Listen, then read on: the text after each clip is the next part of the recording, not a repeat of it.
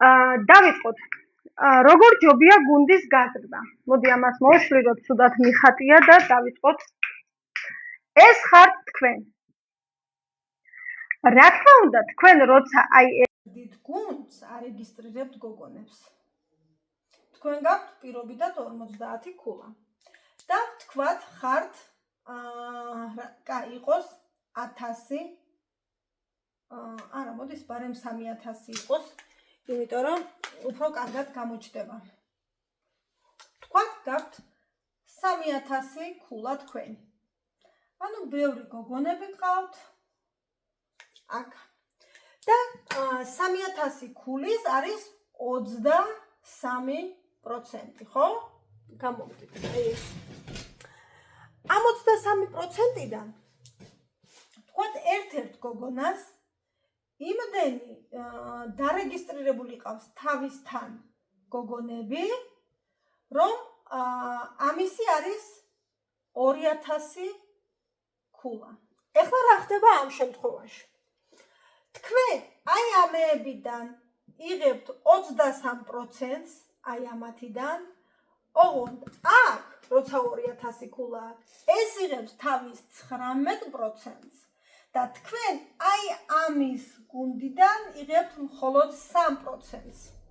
ანუ ნახეთ, რატო ვიძახი, რომ ჩვენი მარკეტინგი სწორად არის გათვლილი, იმიტომ რომ ამან რადგან იმუშავა თავისი, მიიღო თავისი 19% და ჩვენ 23%-დან აი ამას თუ მისი პირადი 50 ქულა ექნება, ოღონდ თუ მისი 50 ქულა არ ექნება, მთლიანი ნამუშევარი ამისი წამოვა ჩვენთან და მაშინ 23% დაგვერიცხება აი ამისიც. მაგრამ თუ კი 50 ექნება, თავისი ნამუშევარი დარჩება მას, 19%-ს მიიღებს ეს, იმიტომ რომ თავისი გუნდის 2000 ქულა აქვს და ჩვენ გვექნება აი ყველასგან 23%-დან დამიქლის, თქვათ ამას აქვს 20 ქულა, ამას 30 ქულა, ამას 50 ქულა. ხო, აი ამები, ანუ 50 ქულის 23%, 20 ქულის 23%, მაგრამ აი ამის აი აქედან ამომივა მხოლოდ 3%, იმიტომ რომ 23-დან 19 აი ამას დარჩა. ეხლა რა ხდება თუ კი აქ მეყოლება 100 ქულიანი და არის 3%-ზე? მაშინ აი ამიდან დამერიცხება 20%, იმიტომ რომ ამან თავისი 3 წაიღო. იმიტომ რომ იმუშავა და კომპანიამ მას მისი ნამუშევარი არ დაუკარგა.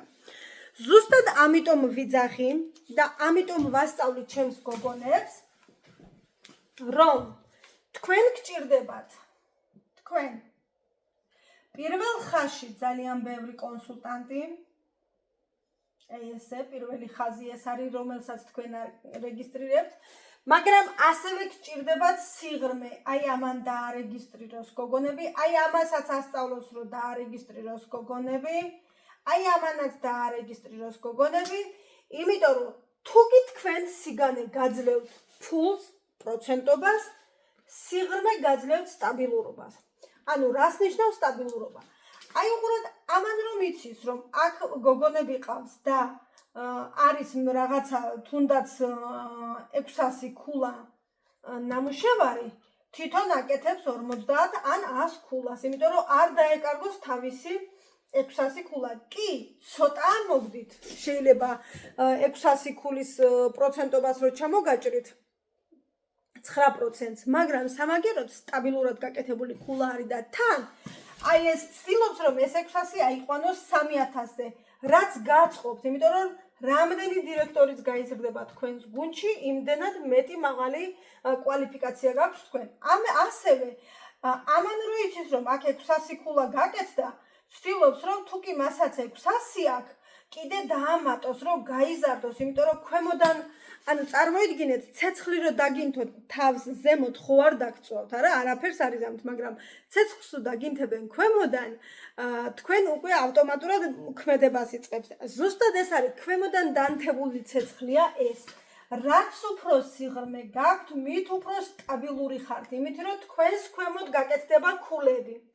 იმიტომ რომ ეს თუ იზარმაცებს, ეს არის ზარმაცებს, ეს არის ზარმაცებს, ესეც არის ზარმაცებს და ასე შემდეგ.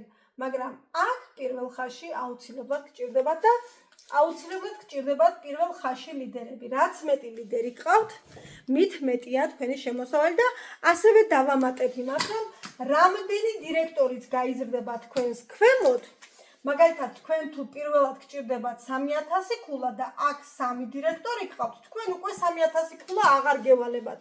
მერე უკვე 1000 ქულაც საკმარისია და როცა შენ ქვემოთ ძალიან ბევრი დირექტორები გყავთ, მაშინ დამიჯერეთ 1000 ქულის გაკეთება. პირადი ქულითაც გააკეთებთ 1000 აღარ არის რთული. ანუ ნახეთ რამდენი პლუსია კიდე, რაც მეტი დირექტორია გუნდში, მით ნაკლები გევალებათ თქვენ პირადი გუნდის მოცულობა და 3000 ქულის ნაცვლად უკვე 1000 ქულაც საკმარისია. მოკლედ ძალიან საინტერესო მარკეტინგია, ძალიან სწორად გათვლილი და რა თქმა უნდა დიდი ბონუსები.